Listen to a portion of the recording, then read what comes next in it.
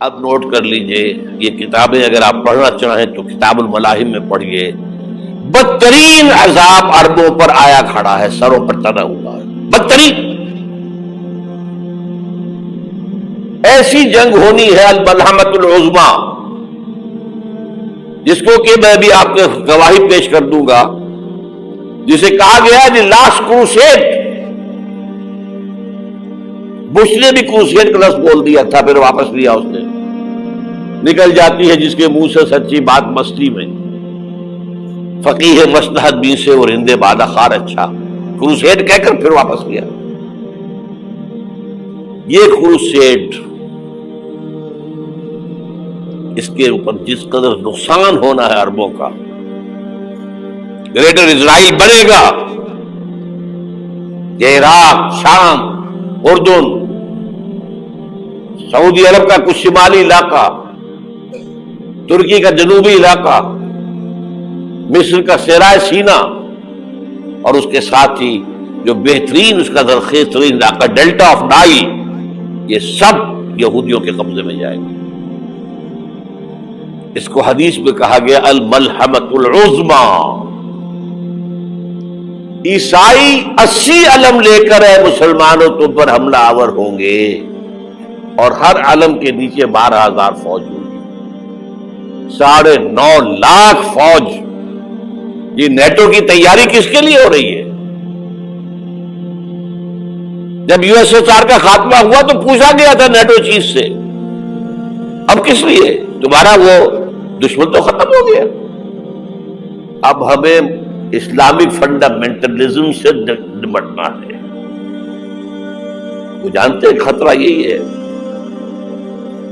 اب اسلام ابھر سکتا ہے. مسلمانوں کے سینوں کے اندر وہ آگ ہے، اوپر خاکستر آ گیا ہے، تمہیں اٹھانا بیٹھ رہی ہے. اندر تو انگارا ہے، اوپر سے راکھ ہے، اس سے دھوکہ نہ کھا جانا ان کے دلوں کے اندر. اور بش نے کہا تھا مسلمان چاہتے ہیں کہ ہسپانیہ سے لے کر انڈونیشیا تک نظام خلافت قائم کریں. اور میں حیران ہوا تھا کہ اس کمبخت کو ہسپانیہ کا خیال کیسے آ گیا. ہمیں تو کبھی آتا ہی نہیں، اب ہم تو بھول گئے. وہ تو 500 برس پرانی بات ہے، جبکہ وہاں سے ہمیں نکال دیا گیا تھا. اگرچہ اقبال نے کہا تھا ہے ارض فلسطین پہ یہودی کا اگر حق، ہسپانیہ پر حق نہیں کیوں اہل عرب کا. ہسپانیہ میں تو 800 سال حکومت کی مسلمانوں نے، اور ابھی 500 برس سے گزرے ہیں نا. یہودی تو ارض مقدس سے 2000 سال نکالے گئے. انہیں لا کے آباد کیا گیا، عربوں کے سینے میں خنجر پھونک دیا گیا. وہ چھوٹا سا ملک جو چاہتا کرتا، کوئی پوچھنے والا نہیں. امریکہ جیسے اپنے بیٹے کی حفاظت کرے ویسے کرتا اس کی. اور حضور نے فرمایا ہے وہ جنگ جب ہوگی تو ایک باپ کے اگر 100 بیٹے ہوں گے تو 99 ختم ہو جائیں گے، ایک بچے گا. یہ حدیث ہے، حدیث ہے صحیح. اور آپ نے فرمایا ویل للعرب من شر قد اقترب. عربوں کے لیے ہلاکت ہے، عربوں کے لیے بربادی ہے اس شر سے جو قریب آ چکی ہے. اور آج جس طرح انہوں نے ان کی تہذیب کو اختیار کر لیا ہے، دبئی جا کر دیکھیے، بدترین مغربی معاشرہ جو ہے وہ دبئی کے اندر ہم نے قائم کر کے دکھا دیا. اب سعودی عرب اس راستے پر بڑھ رہا ہے. اور اس کے بعد نمبر 2 پر جو ہے ہم پاکستانی ہیں. لیکن میں اس کے وہ پہلی بات جو کہہ رہا ہوں وہ تو یقینی ہے، اس میں تو احادیث صحیحہ موجود ہے. اگرچہ اس کے بعد پانسا پلٹے گا، پھر حضرت مہدی کا ظہور ہوگا، حضرت عیسیٰ کا نزول ہوگا، اور وہ گریٹر اسرائیل گریٹر گریو یارڈ بنے گا یہودیوں کا. ایک ایک یہودی قتل ہوگا، دفن ہوگا. یہ بات میں ہونا ہے، میں پہلی بات بات کر رہا ہوں. وہ پانسا پلٹے گا جب پلٹے گا. ابھی جو سامنے ہے وہ کیا ہے؟ جس ملحمۃ العظمیٰ کہا حضور نے، جسے آرمیگیڈون کہتے ہیں عیسائی. आर्मगेडोन की अगर कहीं जाकर आप देखेंगे, आप डिक्शनरी में मानी तो क्या लिखा है, a very big war which will be fought between the forces of evil and good before the end of this world. इस दुनिया के खात्मे से पहले खैर और शर की कुव्वतों के दरमियान बहुत बड़ी जंग होगी। अर्मगेदोन उसे कहते हैं अरबी में, और आर्मगेडोन उसे कहते हैं अंग्रेजी के अंदर, और ये बाइबल की आखिरी किताब के अंदर है, जो इसमें कि मुकाशिफात यूहन्ना, रेवलेशंस ऑफ सेंट जॉन। ये तो मैं कह रहा हूं यकीन के साथ, और ज्यादा दूर नहीं है, आया चाहता है। इसलिए कि यहूदियों का और ईसाई जो कंजर्वेटिव्स है, न्यो कंजर्वेटिव्स, उनका 5 निकाती एजेंडा है मुत्तफक अलैह, जिसके तहत की ये जंग सलीबी शुरू की गई है। तो सुन लीजिए आप। आर्मगेडोन नंबर 1, ग्रेटर इजराइल कायम हो जाना उसके नतीजे में नंबर 2, मस्जिद अक्सा और कुब्बत सगरा को गिराना नंबर 3, वहां 3rd टेंपल, वो मस्जिद जो हजरत सुलेमान ने बनाई थी 1000 कब्ल मसीह में, फिर बर्बाद की थी नेबूकदनेस्सर ने, दोबारा बनाई गई, फिर दोबारा खत्म हुई, 70 ईस्वी तक गिरी पड़ी। उनका खाना काबा गिरा हुआ है 70 ईस्वी से लेकर आज तक। एक दीवार है वेलिंग वॉल, जहां जाते हैं, रोते हैं, पीटते हैं, मातम करते हैं, वहां वो बनेगा 3rd टेंपल। और नंबर 4, उसमें लाकर रखा जाएगा तख्त हजरत दाऊद का। ये तख्त कहां है इस वक्त? ये लंदन शरीफ के अंदर जो उनकी पार्लियामेंट का जो चर्च है, वेस्टमिंस्टर एबे, उसमें रखा हुआ है। एक पत्थर था जिस पर बिठाकर हजरत दाऊद की ताजपोशी हुई, फिर हजरत सुलेमान की हुई, फिर वो पत्थर रख दिया गया जब हजरत सुलेमान ने बनाया हैकल मस्जिद अक्सा, वहां रहा वो। हर बादशाह जो था यहूदी उसी के ऊपर बिठाकर उसकी ताजपोशी होती थी। सन 70 में टाइटस ने गिराया उसे, हैकल को, वो पत्थर ले गया, वहां से रोम गया, रोम से आयरलैंड गया, आयरलैंड से स्कॉटलैंड आया, स्कॉटलैंड से इंग्लैंड आया, और अब वो रखा हुआ है 14वीं सदी ईस्वी से आज तक। वो वेस्टमिंस्टर एबे में रखा हुआ, एक कुर्सी की सीट में उसे बना दिया गया है तख्त की शक्ल में। अब अंग्रेजों में कोई मलका हो, कोई बादशाह हो जिसकी भी ताजपोशी होनी, उसमें हो, ये लाकर रखा जाएगा 3rd टेंपल में। और इस पर यहूदियों के ख्याल के मुताबिक उनका मसीहा आएगा, जो मसीह दज्जाल होगा। ईसाइयों के ख्याल के मुताबिक हजरत ईसा आएंगे, वो हमारा भी ख्याल है हजरत ईसा आएंगे अलैहिस्सलाम। बारह ये तो बात की बातें हैं ना, इस वक्त जो मैं अर्ज कर रहा हूं, अरबों पर बहुत बड़ा अज़ाब, और पाकिस्तान का मामला बनता ही है, मैं यकीन से नहीं कह सकता।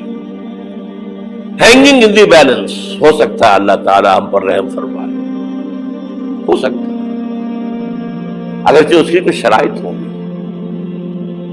चमन के मालिक अगर बना ले मुआफिक अपना शार, अब भी चमन में आ सकती है पलट कर चमन से रूठी बहार, अब भी हो सकती है। और यह भी हो सकता है कि अल्लाह ताला ने मोजज़ाना तौर पर हमें मुल्क दिया, हमने अल्लाह से बदअहदी की, वादा खिलाफी की, गद्दारी की, लाजा सौदा दी जाए और हमसे ये मुल्क छीन लिया जाए। It's just possible. दूर न समझे, इसे अनहोनी बात न समझे। जो घेराव हो रहा है आपके मगरिब में नेटो फोर्सेस और मशरिक में भारतीय फोर्सेस गिद्धों की तरह बैठे हुए इंतजार कर रहे हैं। पाकिस्तान और डिस्टेबलाइज हो जाए, यहां और बदअमनी हो जाए। अब लाहौर में फिर आज धमाके हो गए हैं। 2 दिन पहले का धमाका मैं सह के आया हुआ हूं, आपके सामने बैठा हूं। वो जाने बची हैं जो हमारी अकेडमी का हश्र हुआ, वो तो मैं आपको नहीं बता सकता। ये सारा क्यों हो रहा है? ताकि यहां बदअमनी हो जाए और हमें जवाब मिल जाए। مغرب سے نیٹو فورسز داخل ہو جائیں، مشرق سے بھارتی فورسز آ جائیں اور ہمارے ایٹمی دانت توڑ کر اور پھر ہمیں بھارت کے سامنے ڈال دیا جائے، نو ڈو ایز یو لائک. یہ ان کا نقشہ ہے. ہوگا کیا وہ اللہ جانتا ہے، ہوگا وہ جو اللہ چاہے. لیکن اللہ کا چاہنا جو ہے وہ کس پر منحصر ہے؟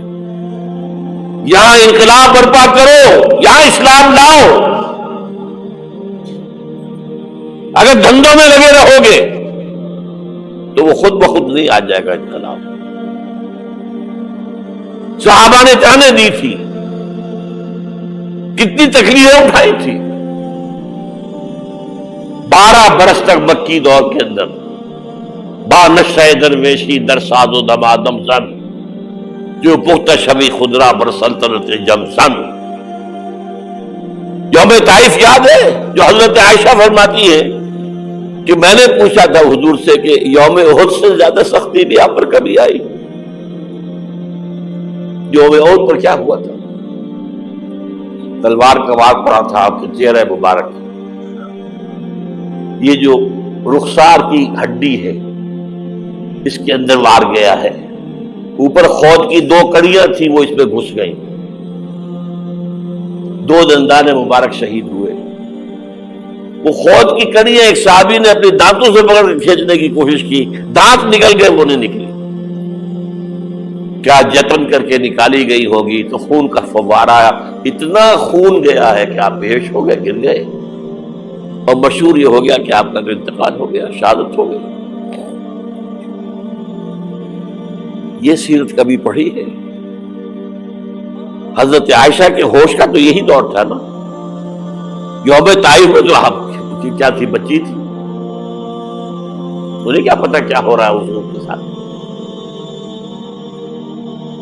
3 دن تک حضور مکے کی گلیاں اور وہاں کے اوباش لوگ پتھراؤ کر گئے تھے اس امید میں کہ شاید وہاں کا کوئی سردار ایمان لے آئے. تو یہاں تو ابو طالب بھی فوت ہو گئے. یہی دنیا بھی سہارا تھا، خاندانی سہارا تھا ابو طالب کے ذریعے. اور گھر میں ایک دلجوئی کرنے والی رفیقہ حیات تھی، وہ بھی، ان کا بھی انتقال ہو گیا. آپ نے کہا یہ عام الحزن ہے. اب تو سب کو طے ہو گیا قریش کو کہ آپ جیسے قتل کر دو. اسی لیے آپ گئے طائف، شاید وہاں کا کوئی بڑا سردار مانے، ایمان لے آئے مجھ پر تو میں اپنا مرکز ادھر شفٹ کر دوں. تینوں سے ملے ہیں، تینوں نے وہ جواب دیے ہیں، نکل جاؤ یہاں سے، میں تمہارے ساتھ بات بھی کرنے کو تیار نہیں. اچھا، تمہارے سوا کوئی نہیں ملا تھا اللہ کو نبی بنا کر بھیجنے کے لیے؟ دیکھو جاؤ، میں بات نہیں کرنا چاہتا، ہو سکتا ہے میں بے عزتی کر بیٹھوں، واقعی تم اللہ کے نبی ہو تو میں مارا جاؤں گا، جاؤ جاؤ جاؤ. یہ سلوک محبت کے ساتھ ہوا ہے. اور پھر چھوکروں کو، اسٹریٹ ارچنز جنہیں آپ کہتے ہیں، اشارہ کیا تھا، خبر لو ان کی، پتھراؤ ہو رہا ہے. ساتھ کوئی ہے ہی نہیں، ایک آدمی صرف، زید ابن حارثہ. اب سامنے سے پتھر آ رہے ہیں تو حضرت زید آگے آ جاتے ہیں، ڈھال بنتے ہیں، مجھے لگے پتھر حضور کو رہے، اب پیچھے سے آ رہے ہیں. چاروں طرف سے تو ڈھال نہیں بن سکتا. جسم لہو لہاب، خون جا کر جوتیوں میں جم گیا ہے، جوتی اتر نہیں دی. پھر وہاں سے واپسی پر جو دعا مانگی ہے، اللہم الیک اشکو ضعف قوتی وقلت حیلتی وہوانی علی الناس. اللہ تیری جناب میں فریاد لے کر آیا ہوں اپنی قوت کی کمی کا، اپنے وسائل کی کمی کا، اور جو ذلت و خواری ہو رہی ہے لوگوں کے سامنے. الا ملتقننی، مجھے کس کے حوالے کر دیا ہے؟ الا بعیدی یتجہمنی، یہ میرے اوپر ہجوم کر کے آ جائے، حملہ کرے، اور عدو من لگتا امرے، یہ دشمن کے حوالے میرا معاملہ کیا، جو چاہے کرتے وہ. لیکن پھر عبدیت غالب آتی ہے. ان لم یکن علی غضبک فلا ابالی. اللہ اگر تو ناراض نہیں ہے تو مجھے کوئی پرواہ نہیں. سر تقدیم خم ہے جو مزاج یاد میں آئے. مجھے اندیشہ یہ ہے کہ تو ناراض تو نہیں ہوگی. یہ تکلیفیں جھیلی ہے. سینکڑوں صحابہ نے جانوں کا نذرانہ پیش کیا ہے. احزاب کی جنگ میں فاقوں پر فاقے ہو رہے تھے اور ان فاقوں کی حالت میں خندق کھودنے کا حکم ملا ہے. لوگوں کی کمریں دوہری ہو رہی ہیں، پتھر باندھے ہیں اپنے پیٹوں سے اپنے چادروں کے ساتھ کس کر کمر دوہری نہ ہو جائے. اور جب صحابہ کدالیں چلا رہے ہیں تو کیا کہہ رہے ہیں؟ نحن الذین بایعوا محمدا علی الجہاد ما بقینا ابدا اللہم لا عیش الا عیش الاخرہ. صحابہ کہتے تھے ہم وہ لوگ ہیں جنہوں نے محمد سے بیعت کی ہے کہ جہاد کرتے رہیں گے جب تک جان میں جان نکل جائے تو بات اور جان ہے، چاہے ابھی بھوک سے کمر دوڑی ہوئی جا رہی، جان تو ہے. اور ایک دفعہ کہتے تھے اللہم لا عیش الا عیش الاخرہ، اے اللہ عیش زندگی تو آخرت کی زندگی ہے. اور حضور فرماتے تھے، حضور کے بیٹھے ہوئے نہیں تھے گاؤں تکیہ لگا کر، پتھر اٹھا اٹھا کر خندق میں سے لے جا کر باہر پھینک رہے تھے. جب صحابہ کہتے ہیں اللہم لا عیش الا عیش الاخرہ، حضور فرما رہے ہیں فاغفر للانصار والمہاجر، اے اللہ ان انصار اور مہاجرین کی مغفرت فرما دے. پھر حضور کی خدمت میں کچھ لوگ آئے، حضور اب یہ فاقہ ناقابل برداشت ہو گیا، دیکھیے ہم نے یہ پتھر باندھے ہوئے اپنے پیٹ کے ساتھ. حضور نے کرتا اٹھا کر دکھایا، وہاں 2 پتھر بندھے ہوئے. یہ ہے سیرت النبی. آپ کس چیز کو سیرت النبی سمجھتے ہیں؟ بہرحال اس موضوع پر میری ایک کتاب ہے منہج انقلاب نبوی. یہ انقلاب کیسے آیا تھا؟ اگر دل میں ذرا بھی آرزو پیدا ہو گئی ہو کہ اللہ قبول کر لے مجھے قبول کر لے اس کام کے لیے، تو وہ کتاب آپ کے لیے مسٹ